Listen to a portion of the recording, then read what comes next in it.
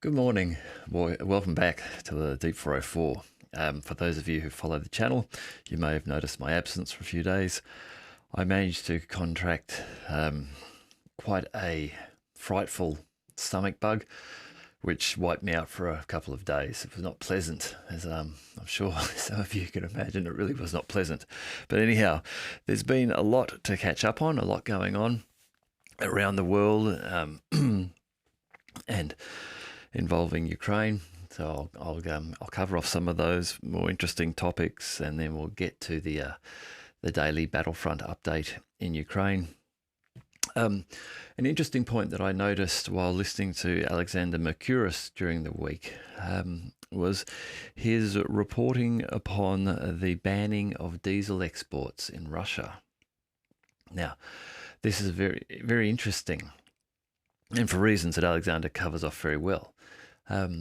Russia's ban on diesel exports must be occurring for some reason, and speculation is that the reason that they are beginning to ban diesel exports from Russia is so that they can stockpile diesel in Russia.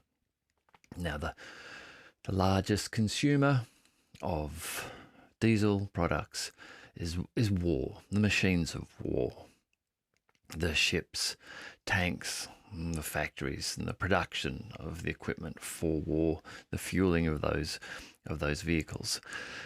So this may be one of the best indicators or hints that we have that there may be a planned offensive coming from the Russians. Now, when that will land, I don't know. There's speculation on some of the Telegram channels that Russia may launch an offensive soon, so as to consolidate ground before the Rapatista, before the wet season begins and the ground becomes muddy and fighting becomes difficult for a while.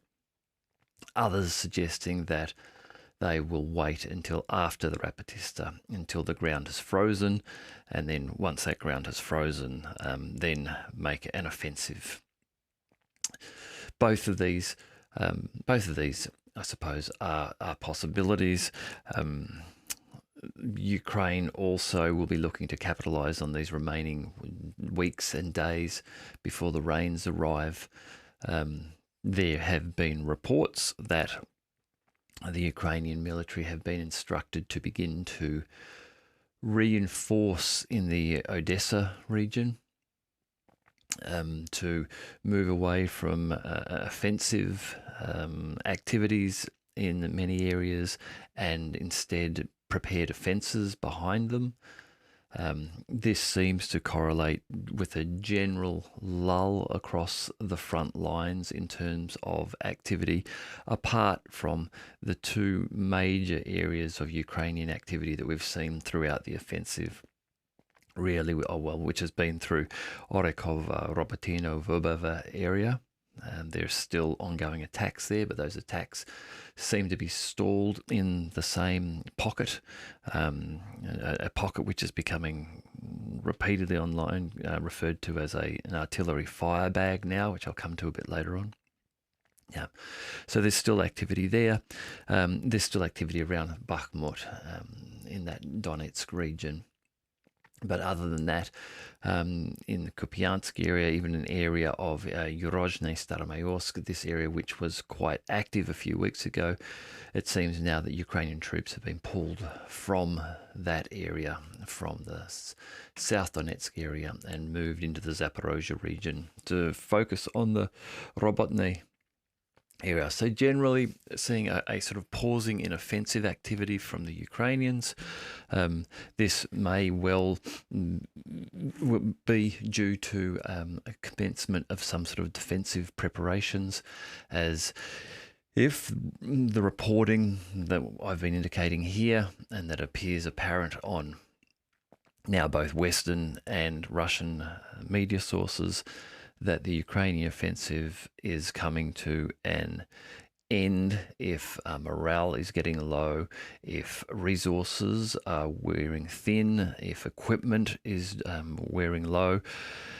that the Ukrainians are going to struggle to continue to push forward, that they will then need to fall back and begin to prepare defences, because if the Russians do begin to advance and they've not prepared defences, then they will be forced to capitulate.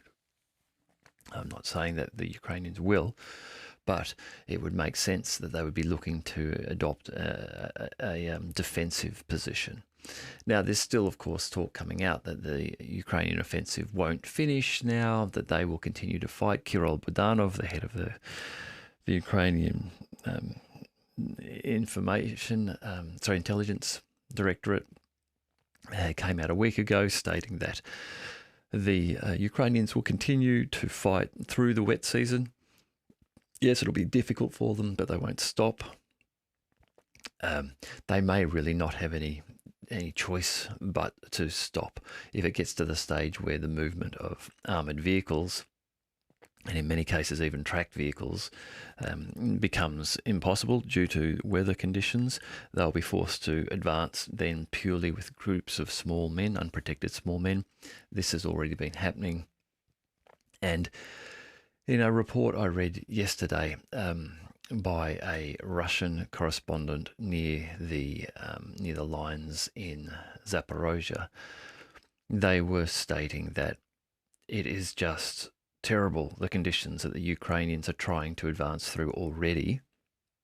And this is purely because all of the forested areas have been deforested in the area. So there's no cover given to them there. He said they're only able to move through trenches in small groups, because that way they have some chance of moving forward somewhat undetected, but even that is fraught with the challenge of being detected via the FPV drones that are all over the area. He said the movement and the collection of large groups of armoured equipment to strike in what they call into a fist is unobtainable for them in this area around Robotny and Verbova, again, purely because they are detected so far away by information gathering systems and drones and what have you. They're able to see when they start to amass any number of armoured vehicles in one area, and they then become targets for artillery or drone strikes.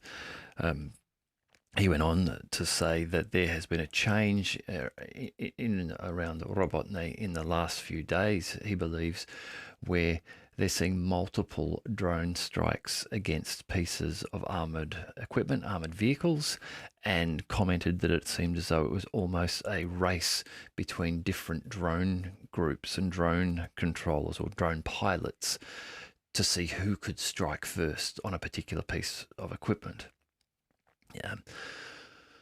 While I haven't gone to look to see for evidence directly of that, i.e. footage from multiple drones striking one vehicle in the last few days, there definitely are videos out there of multiple drones striking single pieces of equipment.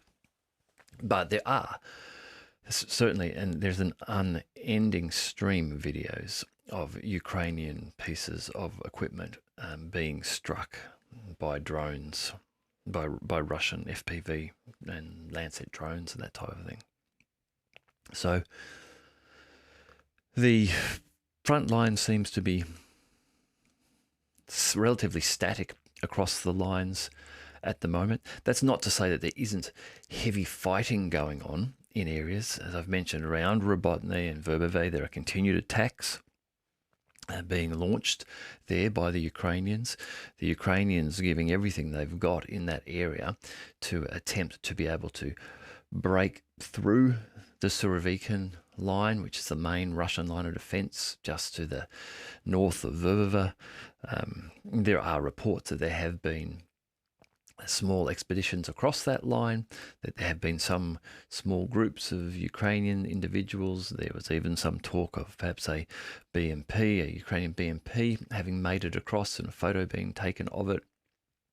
That may well have occurred, but that doesn't amount to a sustained breakthrough of the line.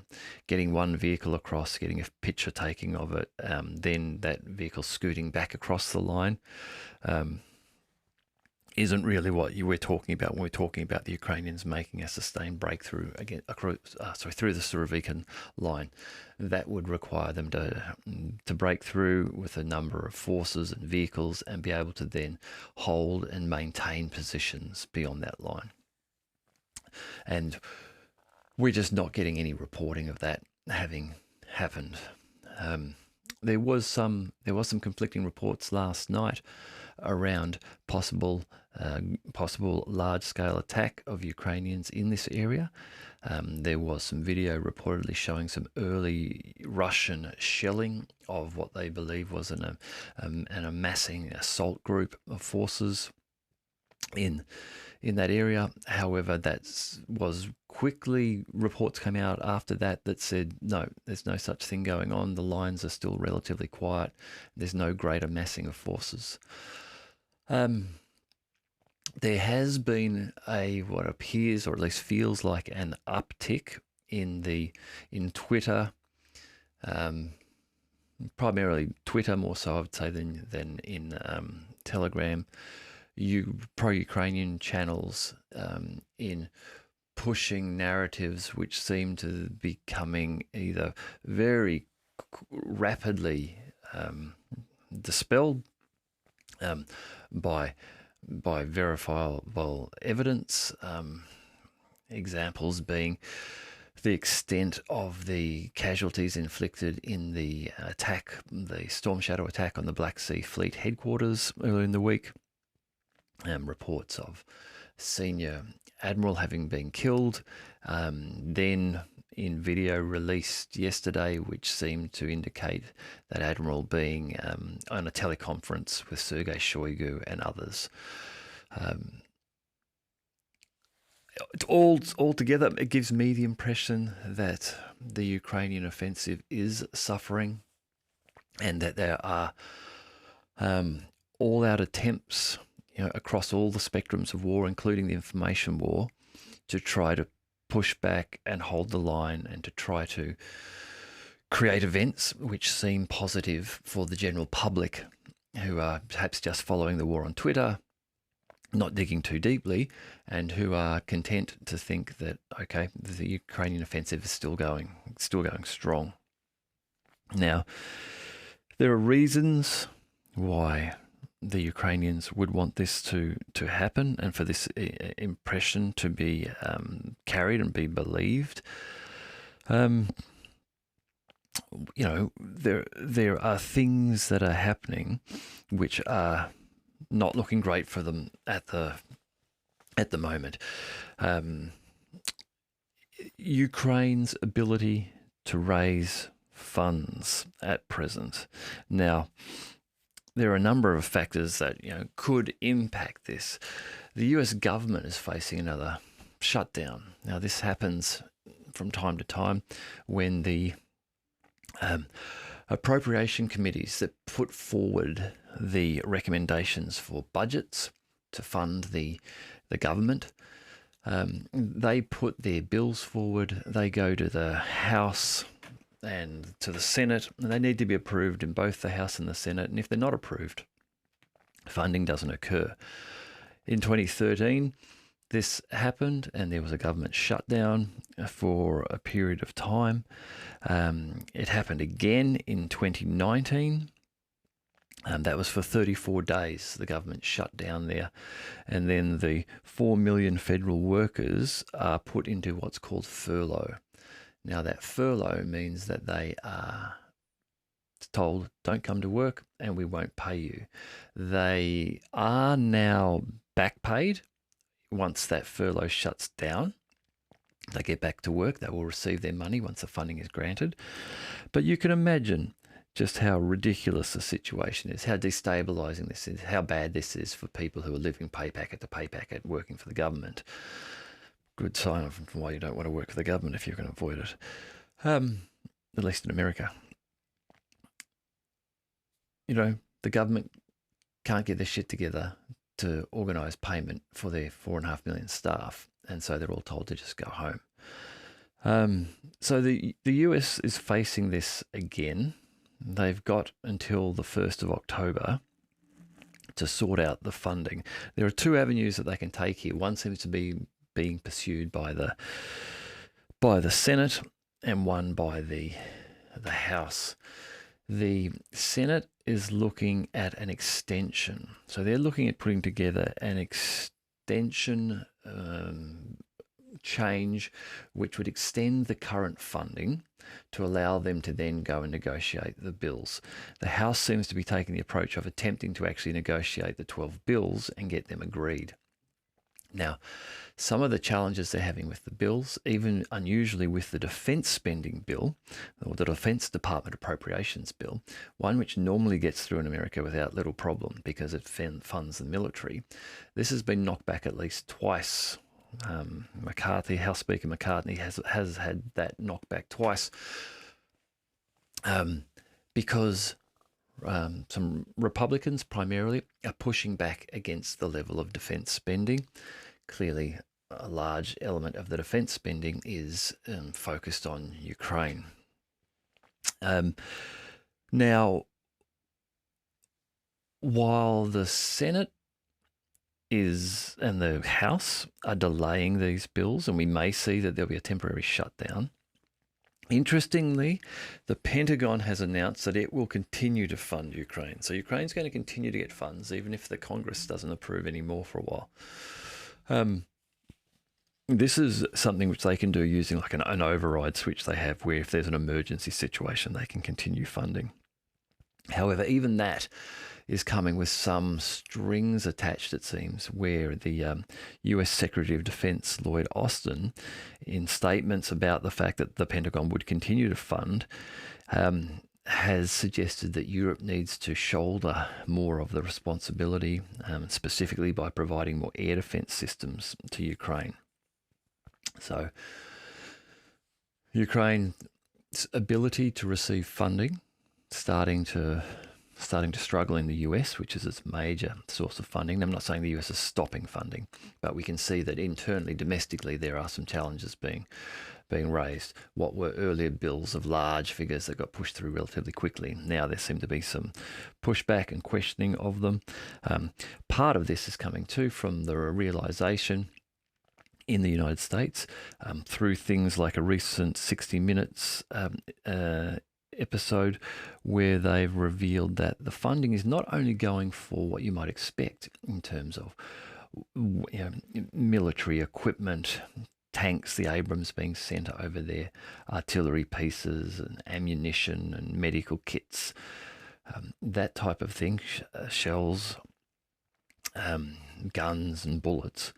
But it's also being sent there to purchase things like Ukrainian seed, to purchase fertilizer for use in Ukraine, I'm expecting, perhaps for use in the United States, paying for the salaries reportedly of 57,000 Ukrainian first responders, and subsidizing some small businesses. Now, you can imagine that at this level of detail, this starts to raise some questions in the United States, where the United States has its own challenges with its economy and with its domestic production and with its own population. So once they start becoming aware that, oh, hang on, you're subsidizing small businesses, and yet over here we have policies in some of our states where people can shoplift from our stores up to $900 a go and nothing will be done. So there's just rampant shoplifting going on. Why are you subsidizing Ukrainian small businesses and not sorting out your domestic problems? So that's obviously rising up from the population up to the House representatives of those people and the senators, and they're starting to challenge this and starting to push back on that.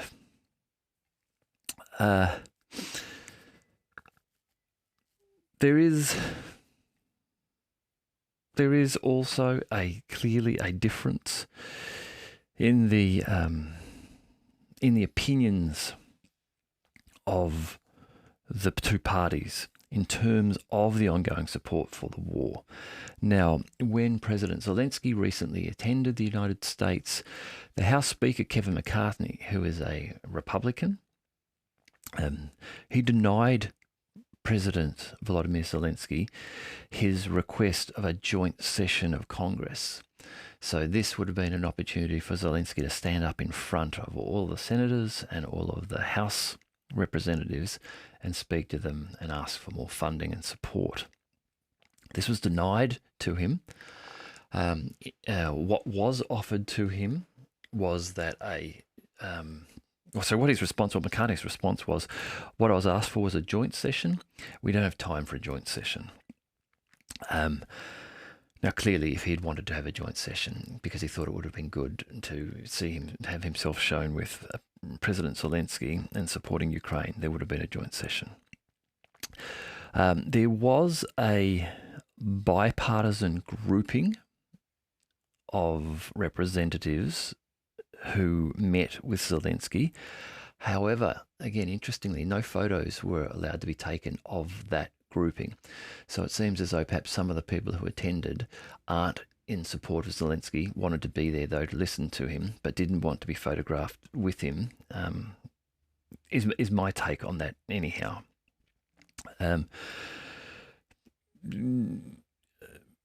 Republican Senator Josh Hawley, he was speaking to CNN and stated that he remains skeptical of the funding for Ukraine, and that the Senate leadership, who is arguing in favour of continued funding, have got it totally wrong. He's reportedly quoted as saying, "They're going to ask for more later. There's no end in sight. We were told this could literally go on for years. It's another forever war." Now, the concept of a forever war is something which the administration, the US, doesn't like. After Afghanistan and Iraq, things that are considered to have effectively been, really drains on the American economy in some respects, and losses, and geopolitically just not favourable for their look, the way the Americans are perceived on the global stage. Hawley also said that Zelensky's direct appeal to Congress had left him unconvinced. And he went on to say, "What I mean is the meeting revealed to me is that, in the words of President Zelensky, the conflict is in total stalemate." That's what he said, totally frozen.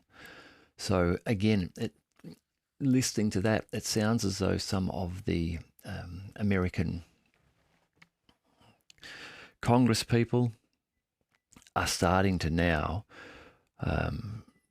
draw to the end of their support, are perhaps starting to realise that what they've been sold may not have been what they've received, and that their investment in Ukraine may not be going to pay off. Where they were told 5 months ago by President Zelensky that the offensive would get them the win they were looking for, they would, all the talk was going around, they would break through to the Sea of Azov and take Crimea and force Russia to the negotiating table and get their borders back. And money was granted with that in mind. Now that the offensive is effectively winding down and over, and none of that has been achieved, you can hear the tone of his voice that people are starting to get cold feet over this. And more importantly, people who would have supported this in the past will now be looking to back out of that support so that they, going into future elections, don't get dragged down with, you were vocally supporting Ukraine and sending our tax dollars over there for no good. If supporting Ukraine is all good when it looks like it's going to win and beat the Russians, as soon as it doesn't, people don't want to be seen to be part of it.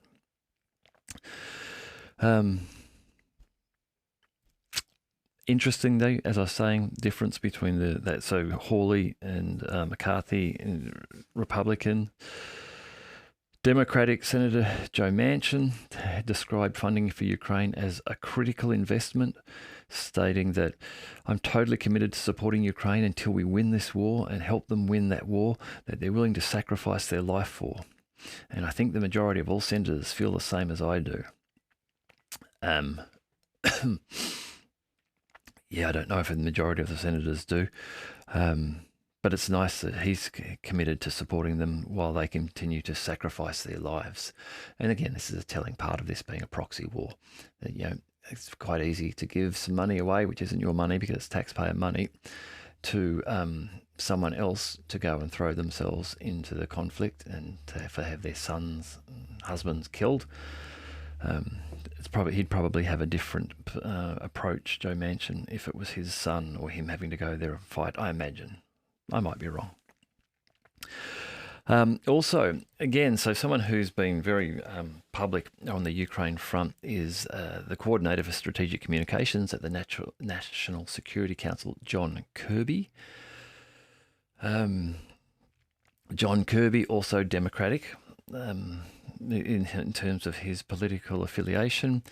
He has stated, if you think that the cost of supporting Ukraine is high now, just ponder how exorbitantly higher it would be in blood and treasure if we just walk away and let them take Ukraine, all of it. And then he's referring to Russian President Vladimir Putin, left in a much stronger position, and oh, by the way, right up on the shores of NATO territory. Now, Kirby makes me laugh sometimes when you just see him have to squirm and backtrack when he's asked questions about President Biden and why Biden has failed with what he tried to say today and what did the gobbledygook mean. But let's just unpick a couple of the things here that Kirby has raised. So firstly, he says that if we just walk away and then let them take Ukraine, all of it. Look, first of all, there's no evidence out there that Russia or Putin wish to take Ukraine, or that they ever have. And I mean it. There's just no evidence. There's just nothing in what Putin has said or written where he has stated that that's one of the Russia's intents. It's not even been something that's been said in the last 15 years or so, or hinted at that, yeah, we really do want to move east, and ultimately that's our plan, and Ukraine should get ready for that and prepare for that. That's never been something that's been stated. And given the demographic makeup of Ukraine, President Putin recognizes that it would be a nightmare trying to take Ukraine. Trying to take Ukraine, where the country has been split along a west and eastern gradient, where the further west you go in Ukraine, the more western aligned you are. The further east you go, the more aligned you are with Russia. The country has had a division down the middle of it for years. And you can, if you want to, you can easily go and research this. You can look at some of the surveys that were done through 2013 and 2014 across Ukraine, asking questions like that. Would you prefer to go to the east? Would you prefer to go to the west?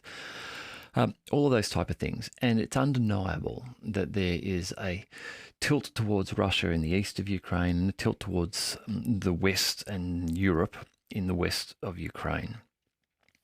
So Putin has never, I believe, wanted to try to take all of Ukraine, because it would have been a nightmare. Imagine trying to swallow all of those Western affiliated Ukrainians living in the West. It would have just been a problem that you don't need and a waste of money. Now, taking Crimea, different reasons, different logic there. Crimea, gifted by Stalin in 1954, so it's the ownership of Crimea, a large ethnically Russian population in Crimea, concerns in 2014 that due to the Western-backed coup in Ukraine, that Russia would lose its interests, which it had in Ukraine at that time. All of those factors led to the taking of Crimea. The eastern regions of Luhansk and Donetsk, again, Russians support those areas becoming part of Russia now. Those areas were part of what triggered this whole conflict back in 2014, when fighting started there. And that fighting was internal, it was a civil conflict. And again, it was because the Luhansk and Donetsk areas wanted their autonomy. They did not want to be part of Ukraine as it was. So already there was a fracturing and breaking there. So yes, Russia is going to take part of Ukraine now. There's no doubt about that now. They will take those areas. They may take more, as I said before. They may go all the way to the Dnieper. And that may be the result of Ukraine not negotiating earlier and Russia pushing that far so that they feel they have established sufficient control over the regions of Ukraine, which they believe are effectively Russian anyhow because of their ethnicity, have taken what they need to turn Ukraine into a rump state, do enough to weaken Ukraine to a point where they consider it no longer a threat to be on their side. So Kirby's first point that Russia wants to take all of it, I don't think that's true. And then he goes on to say, Kirby says, and then Russian President Putin is left in a much stronger position. And oh, by the way, right up on the shores of NATO territory. So again, here this second premise is based on his second premise that Russia wants to go all the way, across Ukraine, take all of it, and then be on the border with Poland and Moldova, Romania, and all of that. NATO states. Now, so as I said, that's not what Russia wants to do. It's not going to do.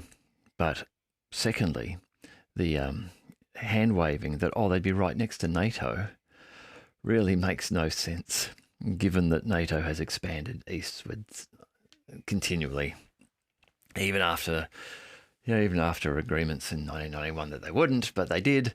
And we know that Ukraine is a de facto NATO state, and that has been supported by NATO military trainers and equipment, again, since 2014. You can go and Google this.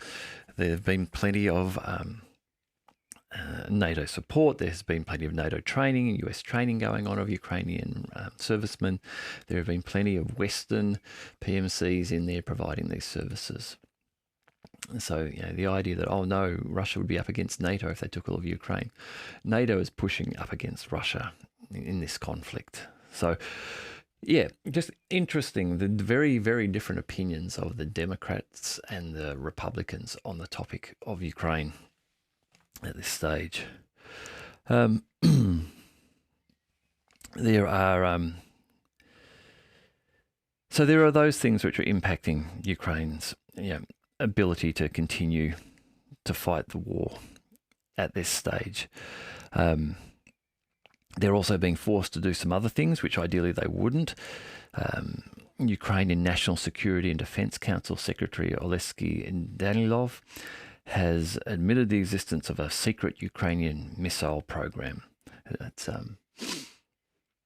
It's reportedly production has been moved out of the country. So, this is a direct effect of the Russian missile strikes deep within Ukraine on production facilities, industrial areas, repair centres and things like that. So while it's not disclosed here where the Ukrainians are having to offshore their missile production, they are now doing that in some neighbouring country.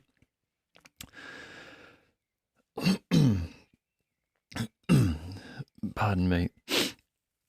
Overall tough. I think a tough time coming for Ukraine in its ability to continue to support the war. Some other things, some other interesting bits and pieces. Reports that the Patriot missile system struggles against the FAB bombs. These are the aircraft-launched high-explosive glide bombs. Apparently, the Patriot systems, for whatever reason, designed more to deal with more modern missile attacks, it seems, or aircraft, perhaps has not been configured for the FAB 500s. Now, clearly the type of trajectory that a target has will impact a air defense system's ability to detect it and then intercept it. The the fact that these are heavy, dumb bombs, effectively, just with perhaps some sort of fin stabilized guidance system on them, may make them difficult to identify as being a target, or it may make them difficult to destroy, where these perhaps in some cases are relatively simple in nature, in that they are just a big bomb, as opposed to some of the missiles that Patriots would be attempting to shoot down, which are very complex equipment. Some people refer to these missiles as drones, because yes, they're a missile in shape and what they do, but they are able to alter their flight paths. They're able to detect the terrain around them. They're able to communicate with other devices and receive information from satellites. They have complex, brittle, fragile communication components and electronics within them, susceptible to electronic warfare countermeasures. So for those reasons, a missile may be susceptible to a Patriot anti-missile exploding near it and fragments hitting it, and that's enough to render that missile useless. However, a thick, old, dumb bomb, that may not. That fragmentation may strike it, may damage it, but may not damage it sufficiently to stop it from falling, which is all it's doing anyhow. It's not trying to direct itself really onto a target per se. It's just falling. So by the time you see it falling, it's probably heading where it's meant to be going. And maybe a fragmentation airburst anti-air defense missile just won't do significant damage to the fusing and detonation circuit of such a bomb, or at least not all the time. And so you might explode close to it, and your explosion would have taken out a missile, but the bomb just falls and hits the ground and explodes just like it was planned to. I don't know. I'm not an expert in these, but I'm just thinking through maybe why it is that this report's coming out that the Patriot system is struggling with those. Now, again, that's a bad sign for the future here. As we saw, Lloyd Austin was saying, hey, you guys need to, the Europeans, you need to shoulder some responsibility here. If we're going to give more money, you need to give more air defense. Clearly, air defense is being targeted in this conflict. The Russians are after it whenever they can get it.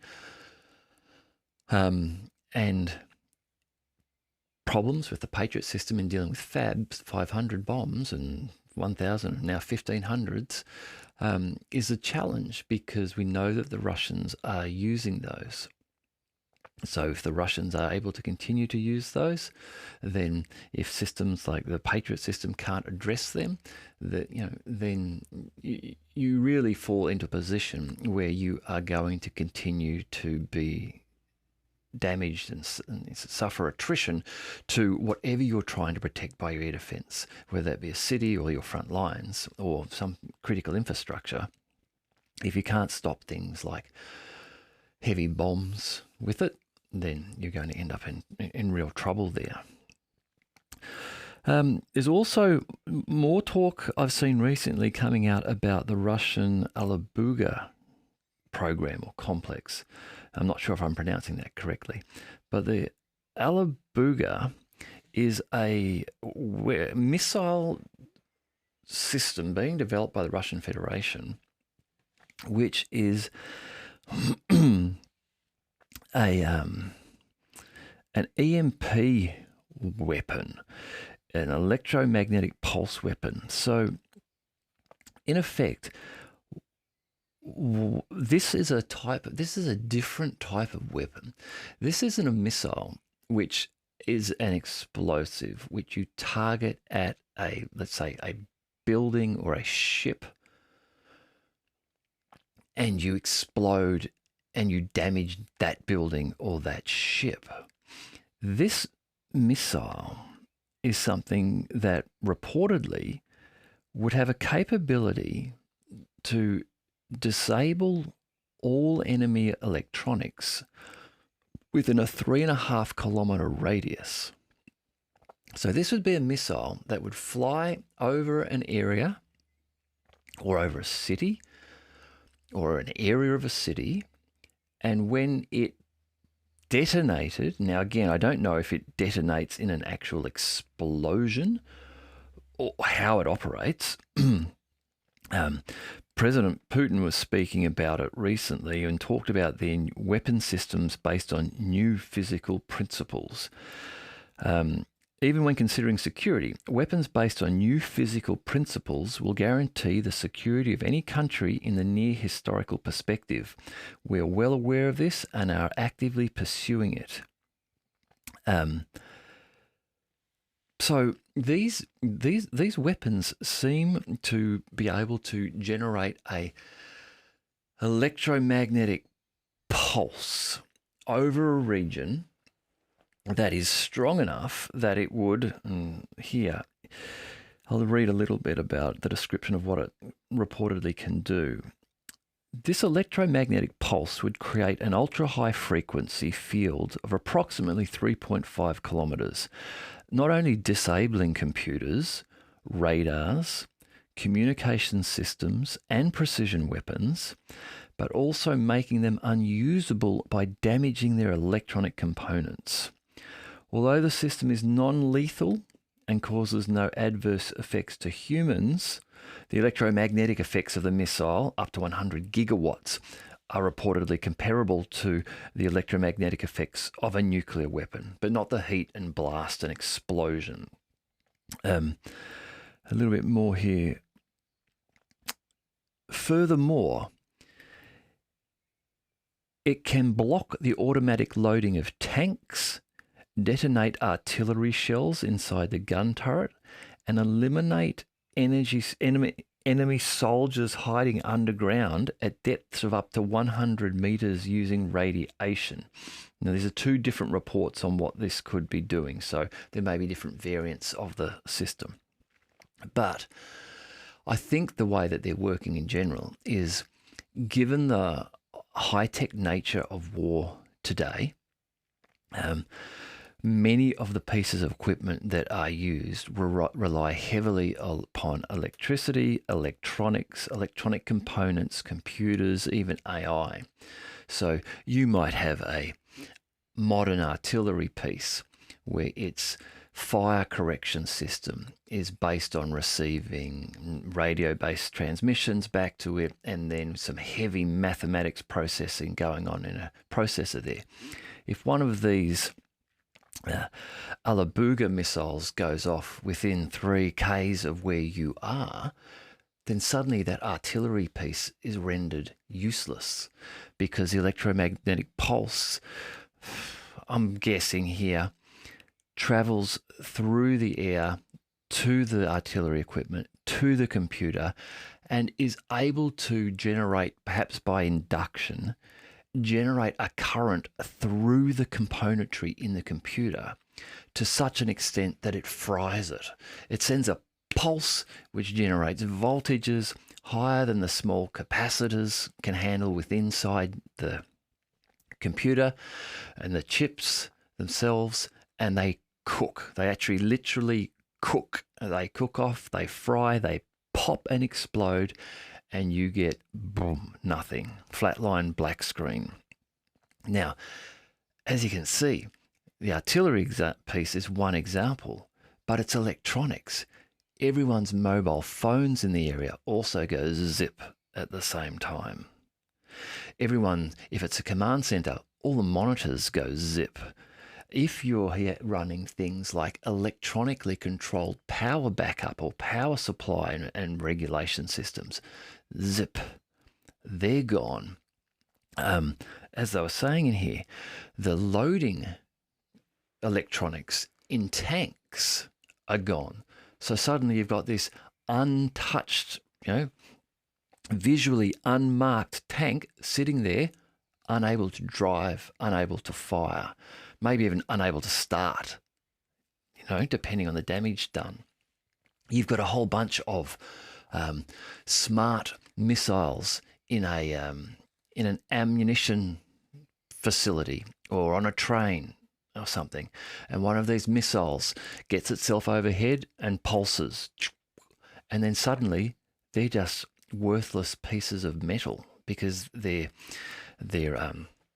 navigation systems are fried, their terrain tracking systems are fried, their optic systems are fried. They're just useless to you now. You can see just how powerful this type of a weapon is.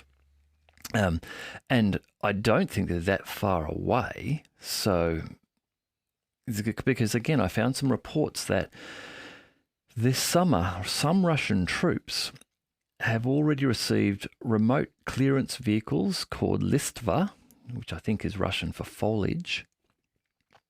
These vehicles can detect and disarm radio-controlled landmines using ultra-high frequency radiation. Now, again, I don't know if this is the same thing, if it's a pulse, but I imagine that it could be.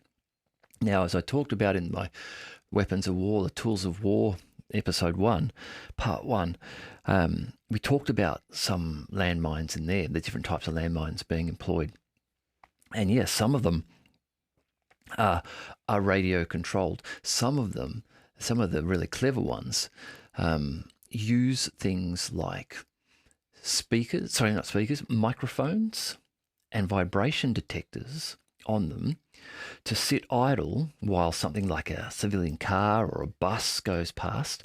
But when a tank or a tracked vehicle rumbles by that has a certain signature or frequency in terms of the noise that makes its big engine, whether it be the big gas turbine of an Abrams, which this mine has an internal database of sounds and vibration patterns.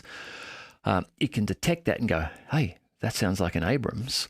It will then reorient itself and then pop into the air an explosive. That explosive then uses radar and infrared sensing to orient itself and detect the tank, and then it fires a shaped charge down into it.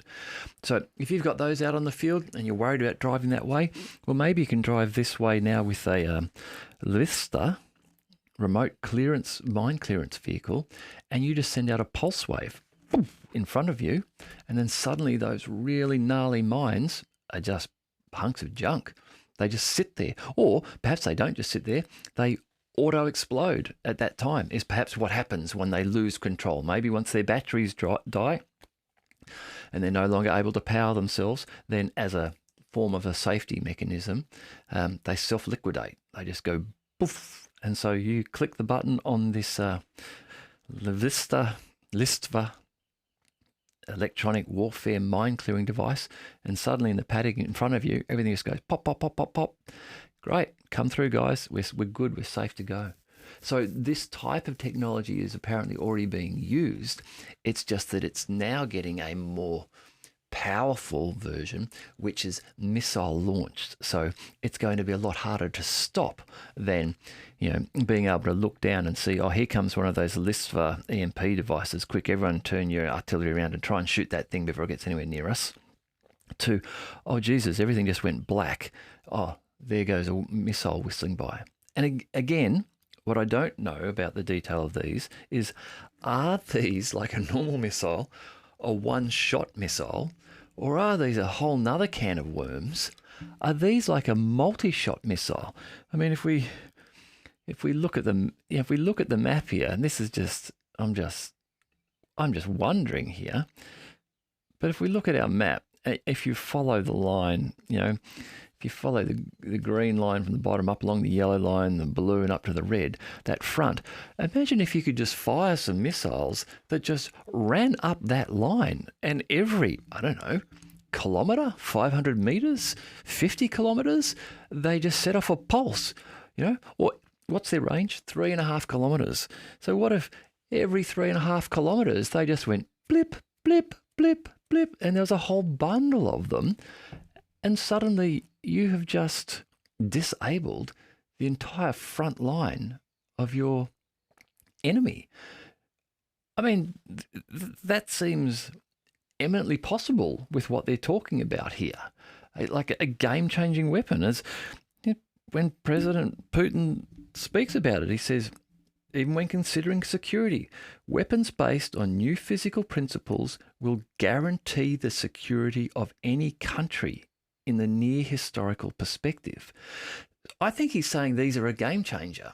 He's saying in the near future, the near historical perspective, he's not saying this will be a game changer forever. He realizes there'll be countermeasures to this and things will change. But for a period of time, these will guarantee the security of any country. And I effectively think that, this, if we take this a step further, this may be like what the Israelis have with their Iron Dome missile shield. Well, it might be the same thing here, that you have your Iron Dome electronic warfare shield, where you protect your country or your nation or your forces with some sort of electronic shield, so that if anything tries to get close to them, it just gets deactivated, and you then offensively send your EMP missiles out at them and disable them before they can even get to you. So those things are coming too and causing problems looks like they may already be causing problems for the Ukrainians in terms of the Russians' ability to clear mines. But if the Russians can put these together and send them out as missiles, that will cause real problems. And not just for the Ukrainians. That becomes the type of weapon, if you get that first, you get the real upper hand for a period of time in conflict and negotiations with your adversaries. Just a little bit on some tanks too. Forbes magazine confirms now that Russia has destroyed 2 Swedish STRV Striv 122s. Now these are variations of the Leopard 2s that have got more powerful armour. Pardon me. So Forbes reporting 2 of them. So they went out there relatively recently. I think 10 of them were sent, so a fifth of those, I'm going to call them Striv, I'm not sure if that's how they're pronounced, but so a fifth of them have now been destroyed. I saw some reporting yesterday indicating that at least one other was reportedly now destroyed, but I haven't been able to confirm that. So tanks also suffering. They're currently sorry, just before I get onto the battlefront update for the day, there was an interesting update too, just on Niger and France, that I wanted to mention. So as we know, coup in Niger on 26th of July, so over just a month or so ago,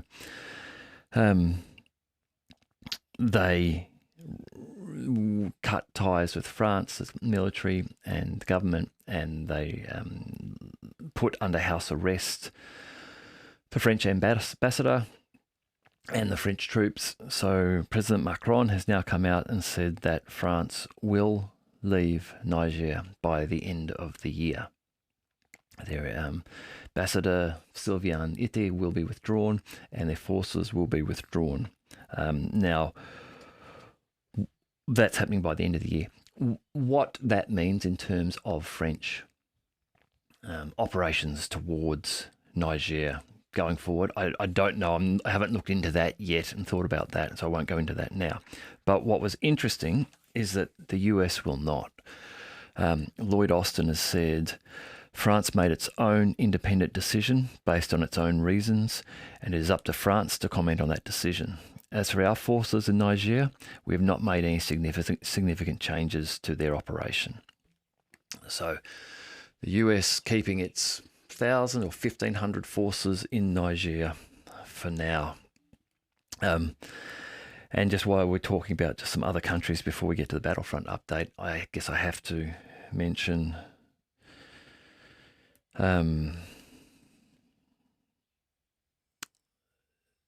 Justin Trudeau's Canadian Prime Minister Justin Trudeau, and their honouring of a Waffen SS member in Canadian Parliament, and his blaming of that as being a mistake, and reminding us all that we must be very wary of Russian propaganda and Russian disinformation.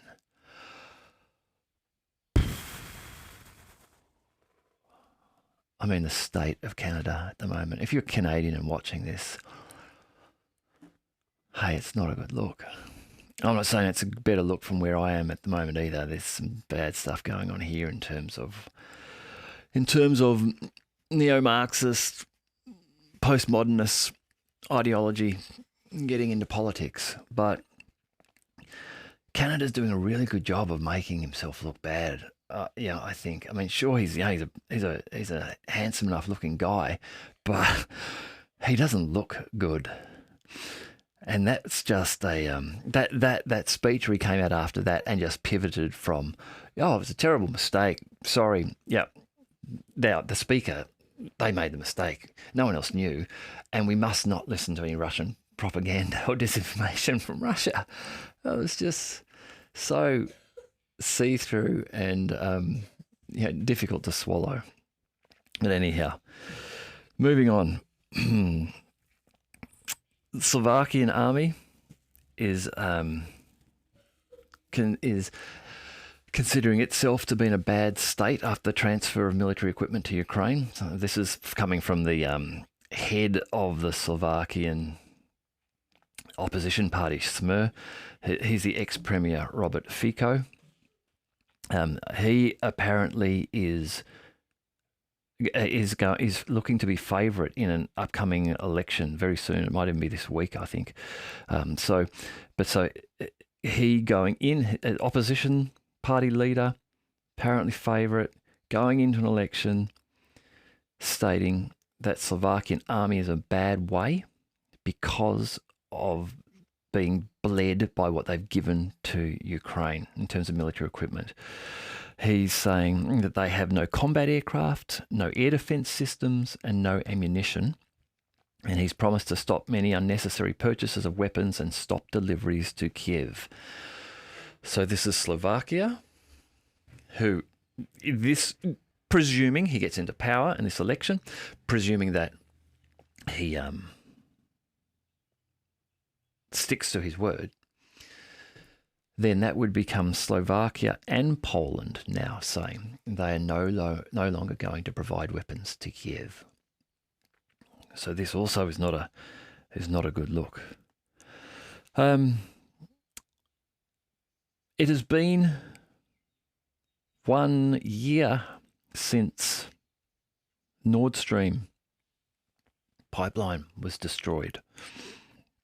Now, while no one's come out to claim responsibility for it, the word on the street, what I think a lot of people believe to be true, is that this was coordinated by the US and that it was actually planned before the Ukrainian conflict and isn't a direct result of the Ukrainian conflict, but instead was enacted to disrupt relationship between Germany and Russia.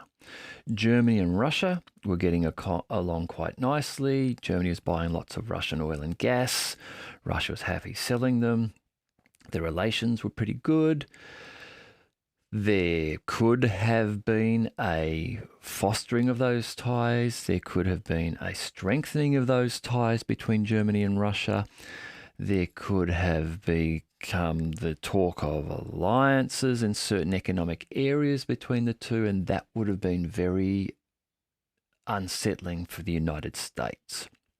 The United States is the United States. The United States cares for the United States. Yes, the United States is part of the UN, but as we've seen, even with President Donald Trump, that's not a guarantee. There are Americans who aren't happy with that. There are Americans who are now less happy with NATO, the alliance, because they see America pumping lots of taxpayer dollars, their dollars, into Ukraine for nothing. Now, if Germany and Russia had started to grow closer, and if that Nord Stream 2 had come up, and if Germany's dependence on Russia had grown so strong that if America were to say, we need to go to war with Ukraine, and Germany had said, America had said, we need to go to war with Russia, Germany might have said, no, we don't. Like they might have actually stood up to Russia, stood up to the US and said, no, we don't. And that's something, reportedly, the US saw as a risk and would not allow, and then saw the Nord Stream pipeline destruction as being a way as stopping that relationship, stopping the economic ties there, by just physically breaking that relationship. So that's why. Well, that's at least some of the thinking as to why that happened. That's been a year now, and it's interesting that if that were the US involved in that in effect that would be considered an act of terrorism or war against an allied nation. This was a primarily, say, German, Russian pipeline, but there are other European nations who had stakes in it. If this was the US that attacked and destroyed it, then it was the destruction of, let's say, German, Russian, other nations, European nations, infrastructure. A terrorist attack. I don't think there's any other way you could describe it. So it will be interesting if in the future it is ever admitted who did the attack. I see Seymour Hersh has commented on it today, because Seymour Hersh was the first person, I think, to bring out the reporting that it was the Americans involved. I've seen something from him just this week, where he seems to suggest that the work was done, the planning was done very well, and that there is no digital record of who did this. Now, I haven't had time to go into the detail of that, but I can get the impression there that he means that however it was communicated, they were careful not to use electronic means. There was no emailing around or WhatsApp messages or Facebook messages to coordinating it. Instead, I don't know, it was done old school. People met in a cafe and talked, something like that, so as to break the chain, because this is clearly something which America does not want pinned on them. Maybe 50, 60, 70 years in the future, they could handle it, but right now, they don't want that pinned on them. Just a little bit of just to cover off again before I get into the Ukraine battle update. But it's been a few days since I've done a show, so there's been a lot to catch up on. The US is looking to it really looks like Armenia and Pashinyan is really looking to make this pivot to the West. Just some comments out here. Dr. Stanislav Prichin, who's a senior research fellow for the Center of Post-Soviet Studies, said, "It is important for the United States to seize the initiative in relations with Armenia and generate as much visibility as possible and achieve some results to minimize the level of relations between Armenia and Russia." I think this is true. There's an opportunity here, which is obviously the US and Pashinyan, Yerevan in Armenia. They're getting close. There has been just this month the military operations together for the first time. But Pashinyan has also this week gone out and made some televised statements about Russia's current foreign security alliances with Armenia, stating they were ineffective and insufficient. And what I think Pashinyan is doing here is trying to shift his blame for relinquishing Nagorno-Karabakh. So Nagorno-Karabakh is that region inside Azerbaijan, which did house until recently about 120,000 ethnic Armenians. But it was effectively a thorn in his side in terms of maintaining it, trying to support it, trying to move forward into the things like the EU or NATO with that conflict going on. So he's effectively cut it loose, but doesn't want to appear that way. So instead is attempting to turn the blame to Russia.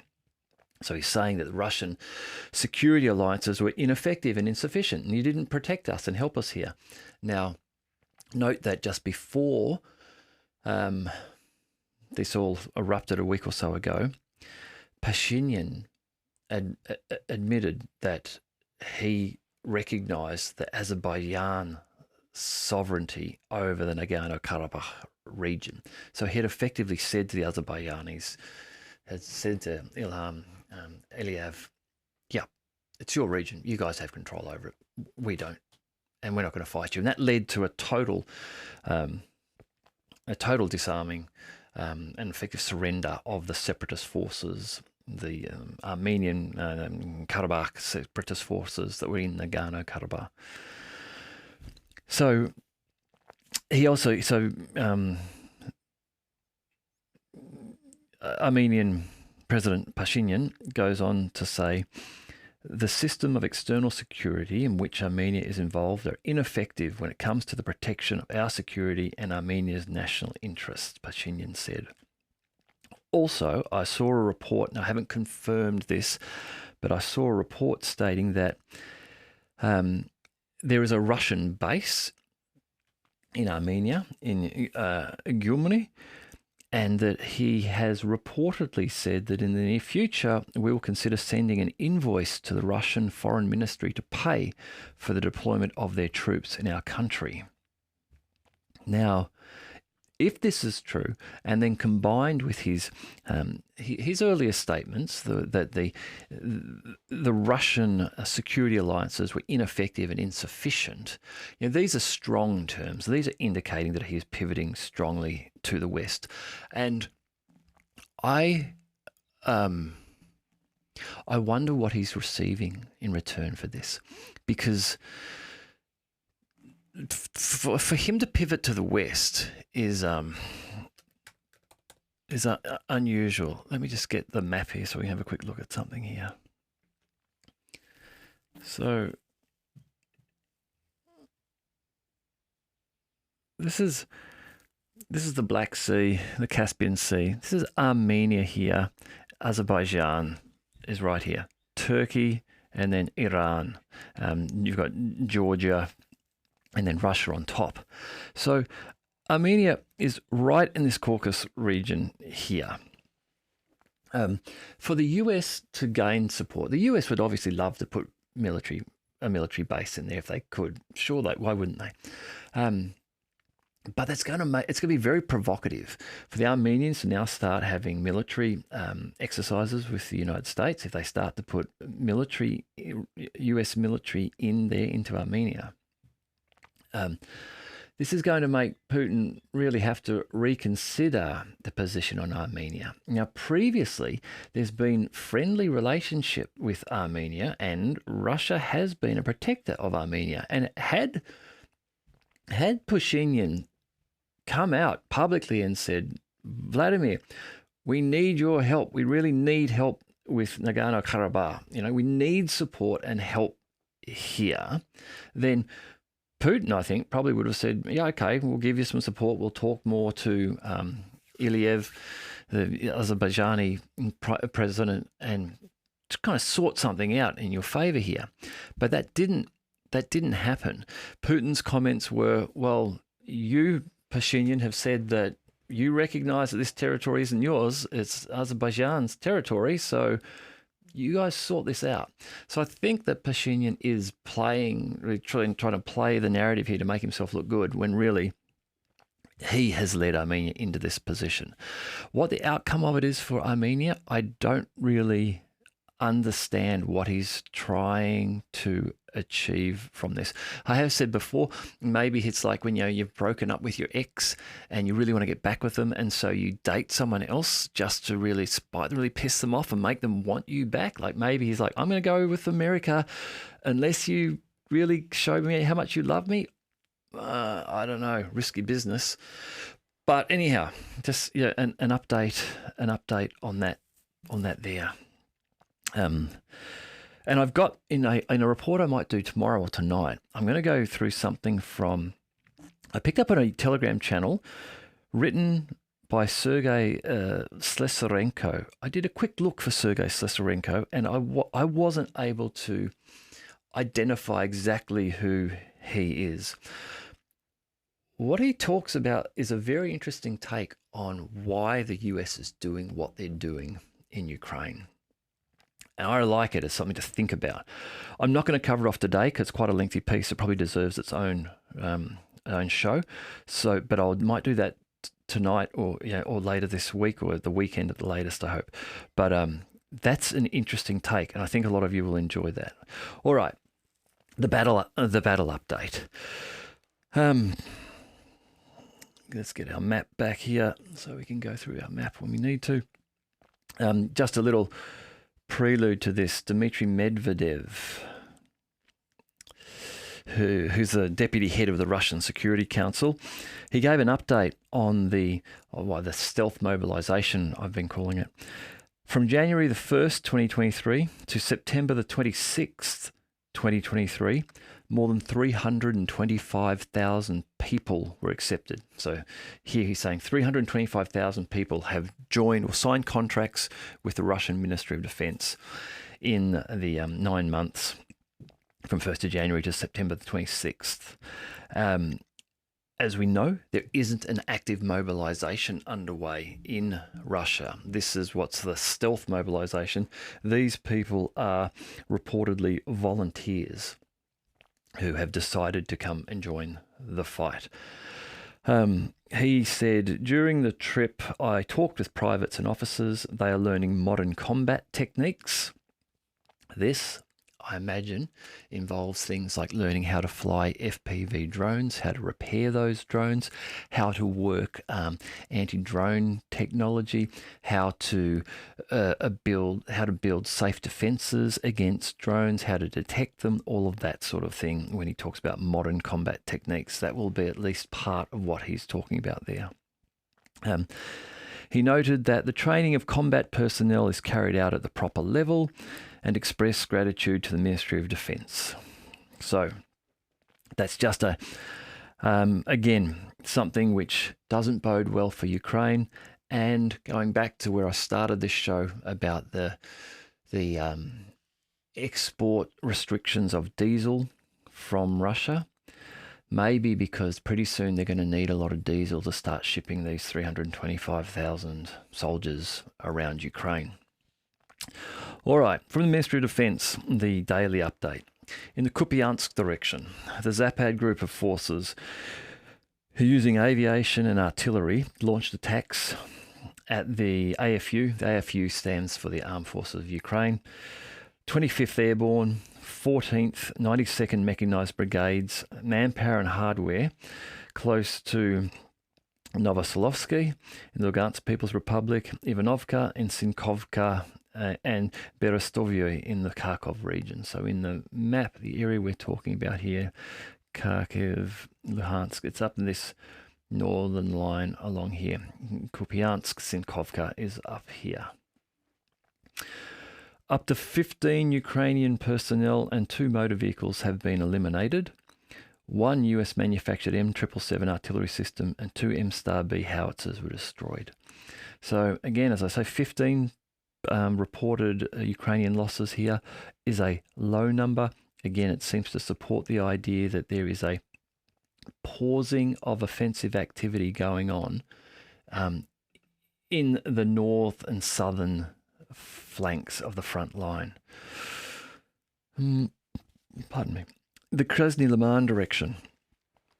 As a result of coordinated actions of units of the Centre Group of Forces, helicopters and artillery, 2 attacks by assault groups of the 5th National Guard Brigades units and the 67th Mechanized Brigade of the Armed Forces of Ukraine have been repelled close to Grigorovka and Chervonaya Dibrova.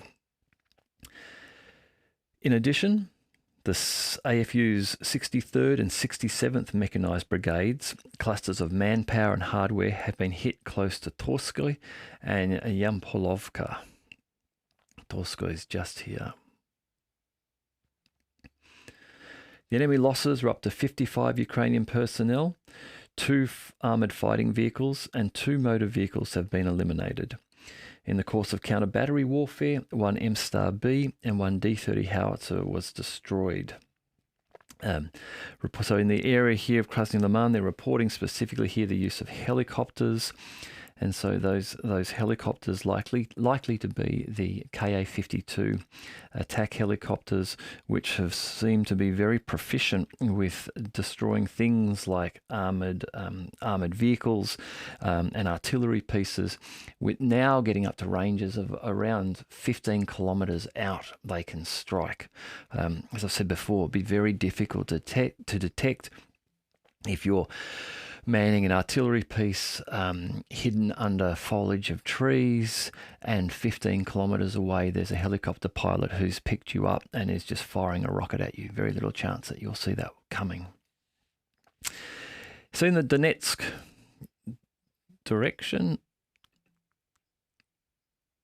here we go. Our Donetsk direction is this blue line running down past Bakhmut, Klashayevka, Andreevka, to down here to Donetsk city in the yellow.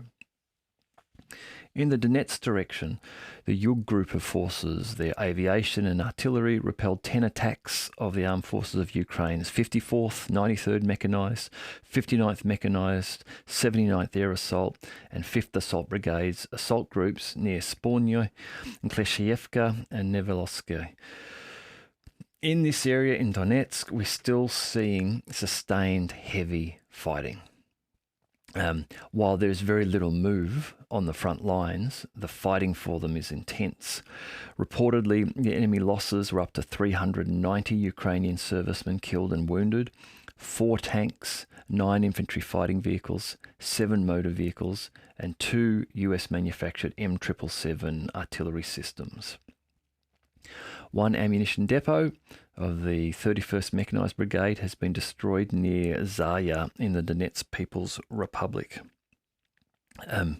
You can, and I think you can sort of get an idea for the intensity in this Donetsk region just by the number of the brigades involved from the Ukrainians, the 54th, the 93rd, the 59th, the 79th, the 5th, so at least 5 brigades there just reported in launching assaults in the Donetsk region.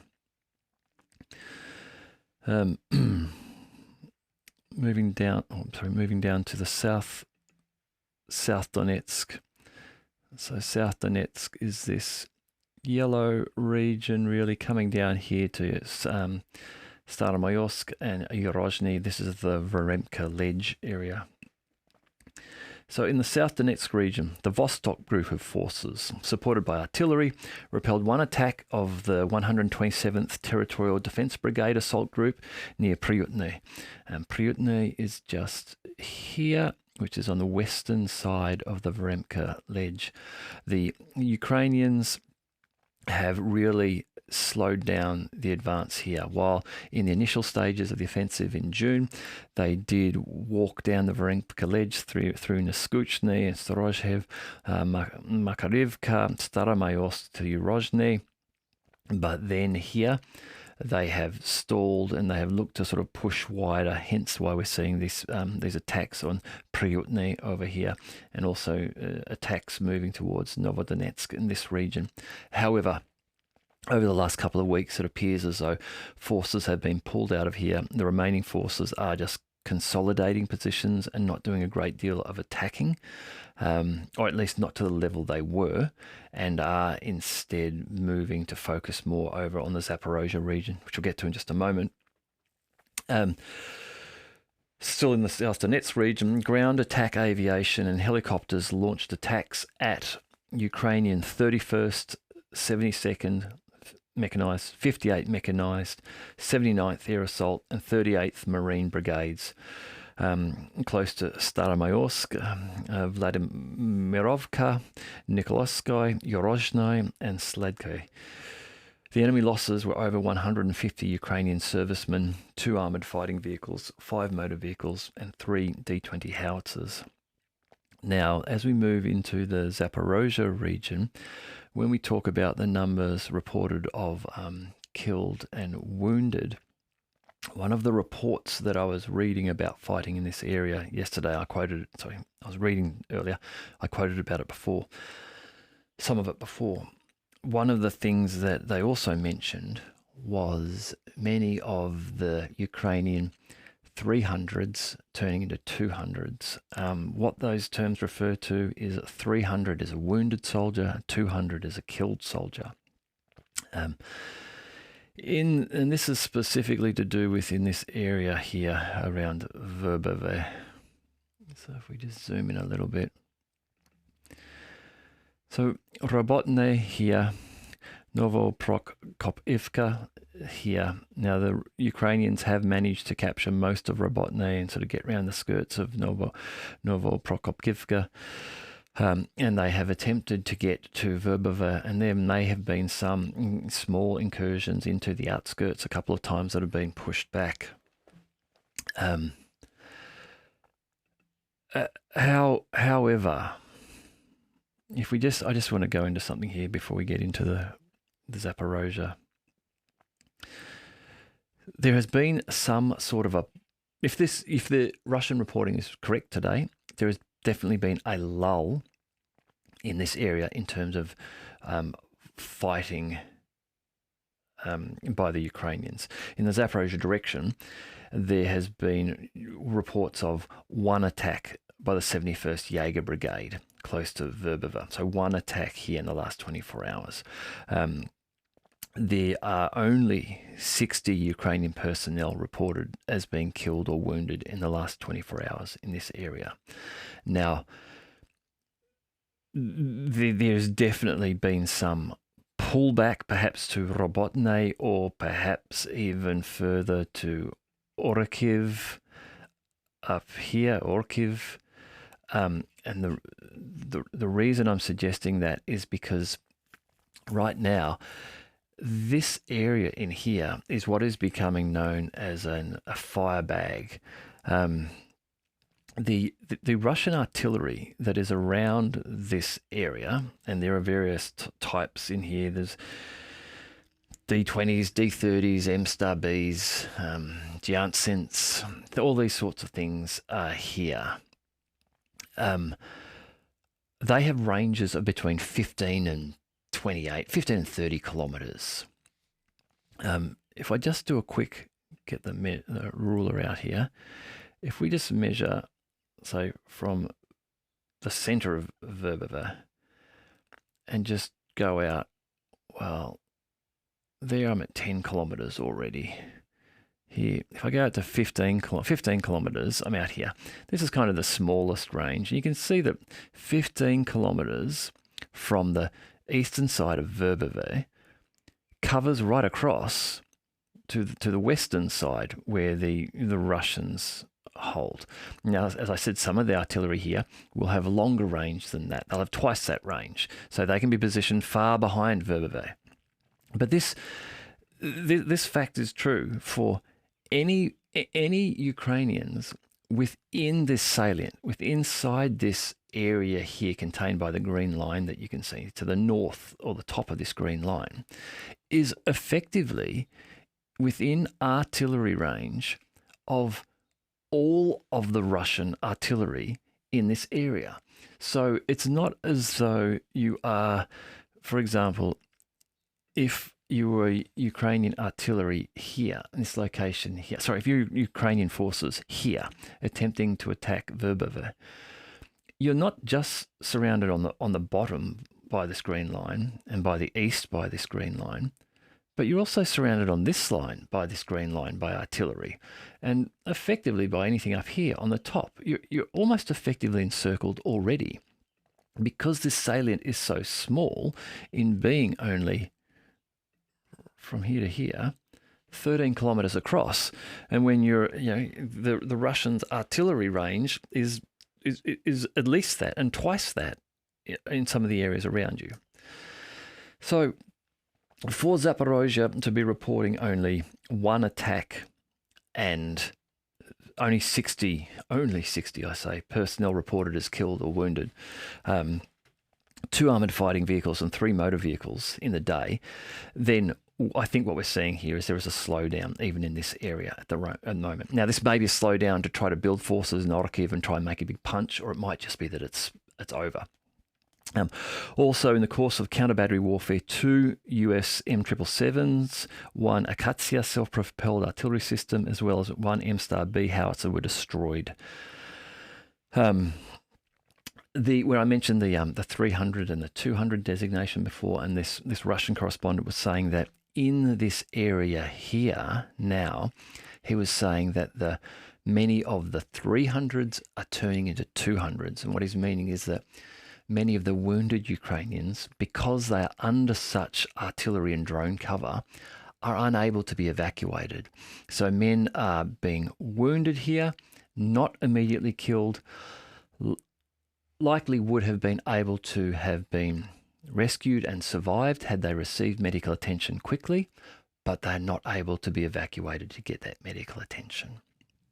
And yesterday I saw a video, which many of you may have already seen too, of a very, very sad video of what looked to be 5 men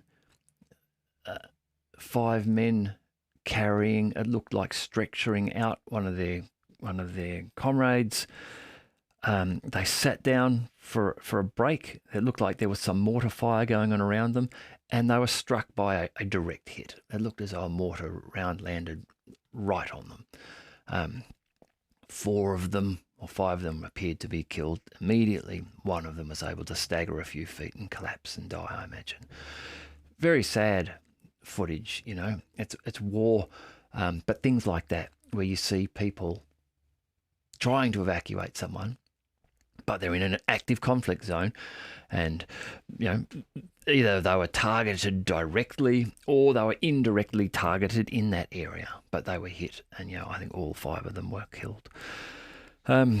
Finally, the Kherson and then Black Sea update. In Kherson, enemy losses were over 45 Ukrainian servicemen, 3 motor vehicles and 1 M777. Also, just the day before, a Russian air-launched cruise missile carried out a high-precision strike on a weapons and ammunition depot in Kiselevka in the Kherson region. So if this reporting is correct, the video footage of this, again, if it is correctly geolocated and timed, does indicate what appears to be a large explosion, and is quite possibly an ammunition dump being hit.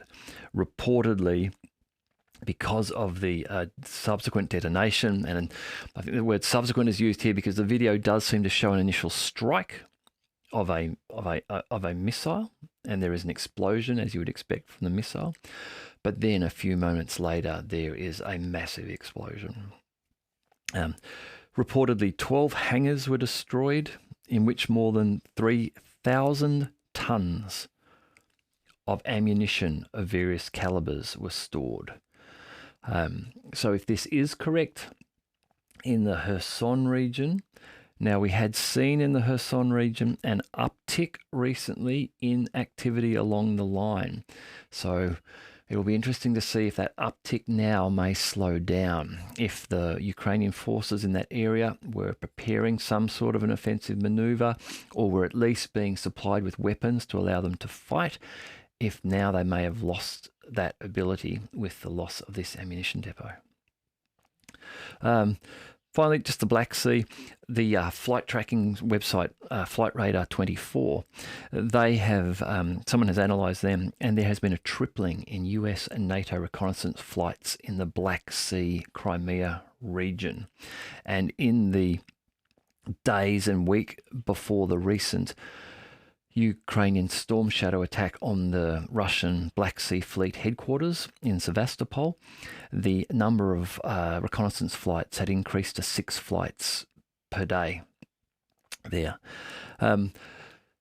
One last thing. So that's interesting that clearly the US and NATO are involved in those attacks on Crimea because they have the ability, the operational ability to get the reconnaissance drones out there to provide information to Ukraine to then target the Storm Shadows on to where they're going.